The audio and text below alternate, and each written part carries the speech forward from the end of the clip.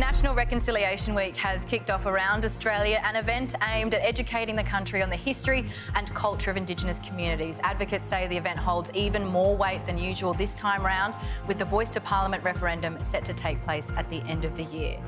Co-host of NITV's The Point, John Paul Janke, joins us now. JP, it's such a special week, but of course we want reconciliation to be around not just for 1 week, but every single day. So how can we put reconciliation into practice in our daily lives? Yeah, we sure do want it every day of the year. Great to be on the show with such a glamorous panel tonight. Look, reconciliation, it's more than just this week. It's about committing, all of us committing to reconciliation from the start. People should be an ally. You've got to, the nation has a long history of inspiring allyship and stewardship and solidarity in addressing centuries of racism and injustice.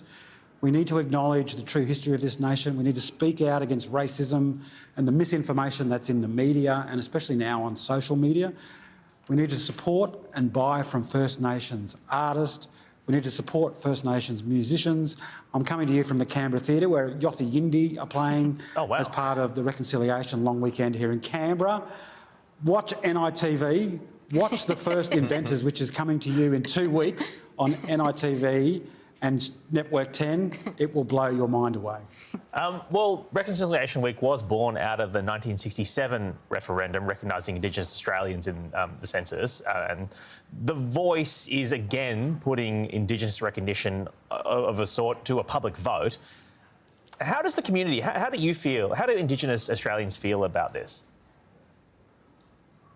Look, I think you're right in your introduction. This is probably one of the most important reconciliation weeks in the history of NRW, and also, of course, NAIDOC Week coming up in July. Two very important statements and positions coming out of that to really build momentum towards a referendum later in the year.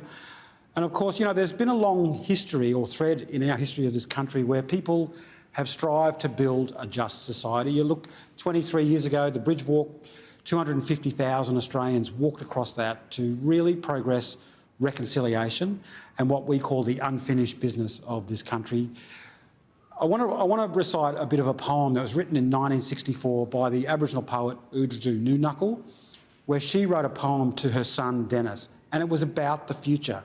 And in it she writes, "What can I tell you, son of mine? I can tell you of heartbreak, hatred blind.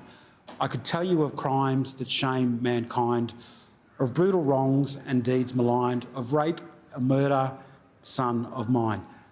But I'll instead tell you of brave and fine, when lives of black and white entwine, and men in brotherhood combine. This I will tell you, son of mine." JP, such beautiful words. Thank you so much for joining us once again, and enjoy Yothu Yindi. Thank you.